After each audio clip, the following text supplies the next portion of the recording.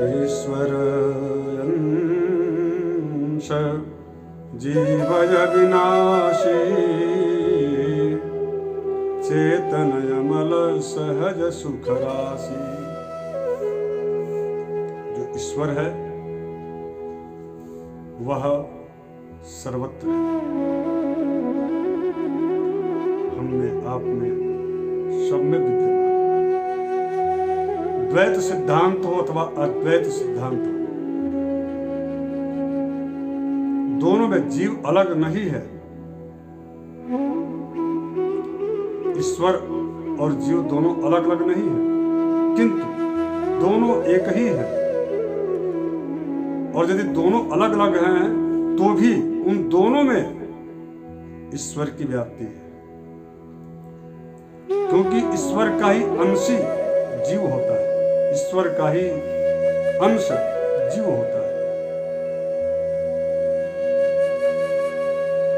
यहाँ पर दोनों मत, चाहे द्वैत मत हो अथवा अद्वैत मत हो, ईश्वर की व्याप्ति सर्वत्र सभी ने स्वीकार किया।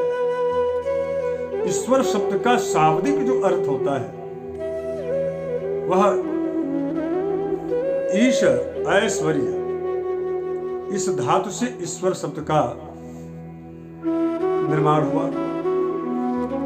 य इष्टे सर्वैश्वर्यवान वर्तते स ईश्वरः, जिसका सत्य, विचारशील ज्ञान और अनंत ऐश्वर्य है उसे ईश्वर।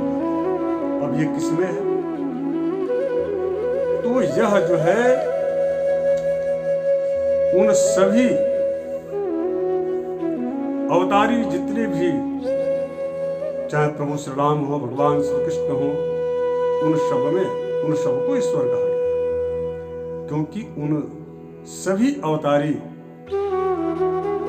देवताओं में, चाहे राम हो अथवा कृष्ण हो, उनमें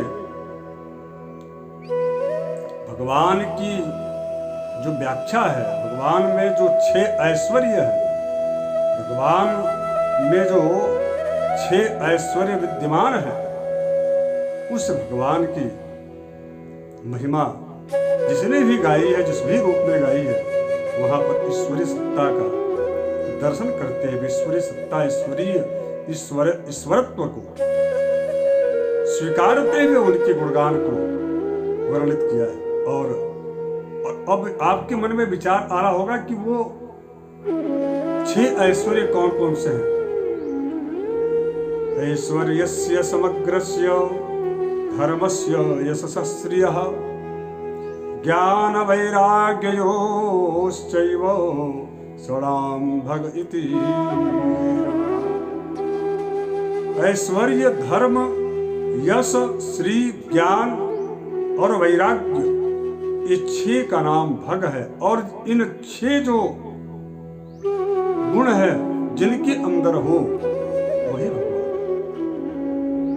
और ये सभी गुण भगवान राम में है, ये सभी गुण भगवान श्री कृष्ण में है। इसलिए उनको भगवत सत्ता, भगवान श्री कृष्ण, भगवान श्री राम कहा जाता है।